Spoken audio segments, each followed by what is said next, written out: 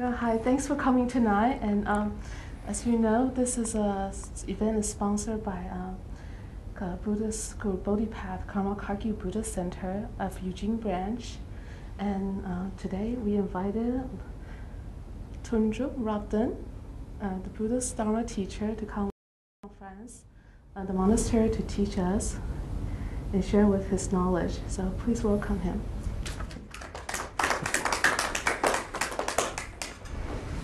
Thanks for coming. So,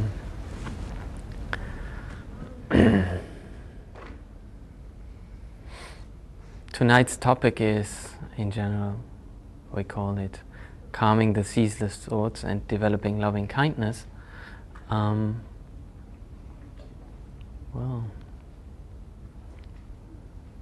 May lead to the question we might have: why actually we are interested to do so, or why this topic might interest us. To calm the thoughts is maybe the first step we might see on a long travel to discover our own minds. To calm the thoughts is a preliminary way of developing a control of our own minds, in order so that we, once this has been induced or introduced in our own minds, can provide a space in that the qualities of our minds can come forth, such as loving kindness and compassion towards others. So this journey we start out is that we first of all start to discover our present situation. Well, let's see what the present situation we are in might be from the Buddha's point of view. Because we may have already our assumptions of how we are, what we consist of, and looking at the Buddhist teaching, he says our existence is limited and, you can say, conditioned.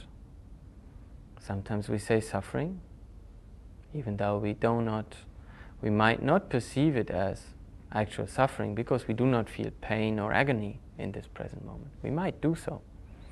So in this moment, the word suffering may speak to us. But generally we could also say frustrating, because it's not completely free. It's not a state of entire, complete happiness in our own minds. It's a state which has the limitations that we think we are. We think entirely that we are these limitations. Well, so first of all, the path sets out with actually discovering just what we are, discovering the limitations that are in our minds, that are in our own being. What do we think? Maybe, it's very difficult to discover those when one doesn't have a guideline. So here, the Buddha said that all of our existence, may it be the physical existence or the existence of the level of mind, is actually given by just cause and conditions. That we are completely made up of causes and conditions, made up of, we can say, the habitual tendencies brought forth by actually our own habits, our own past deeds, our own past way of being, giving us no space to just be different. We might not feel that we are particularly suffering from this, but looking at our existence from the angle of limitations, we may discover that actually our whole way of being is functioning in the way that it always does. There is no further space for something more to happen, no further space for us to be actually different, to react different. We are like in a cage that is our own. in our own, you can say, world. And our communication with the exterior world actually only happens within the limitations that we have. But these limitations are not anybody else's limitations. We experience our very own limits constantly, our very own way of being. We just can't switch to be another person. We just can't live somebody else's life. We even have our own dreams that we think we need to accomplish, and we might wonder why other people have other dreams, because they have another condition. They have another way of being, you can say, led by their own habits. So the discovery here we might make is that everything, if we analyze it, if we look deeper at everything that is outer form, may it be the room, may it be the tree outside, the city of Eugene, this earth, and everything that we consider to be ourselves, well, if it's ourselves, and if there's a relation from ourselves, from this body, to the outer world, then if we relate with somebody to something, this somebody should be there. He should be possibly, he should be able to be found. There should be a possibility to find this someone. If we look closer, look into this body, are we this body? It's the question the Buddha rose. So to examine, are we? Is there a self? Is there somebody who is actually ourselves in this body?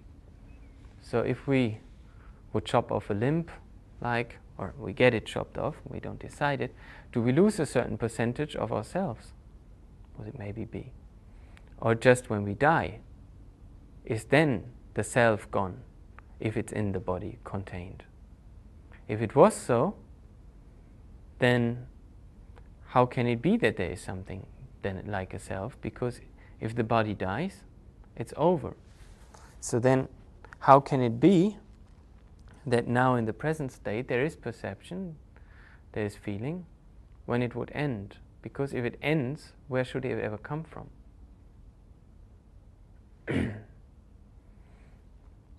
Also,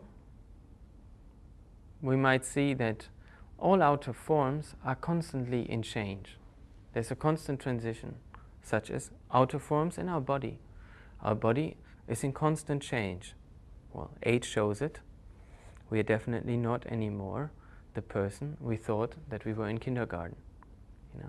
The identification, also the identification with our physical appearance, actually constantly even changes within our trips. Due to our lifetime, we have experienced many trips that we thought we were this and that, and now we assume to be somebody else.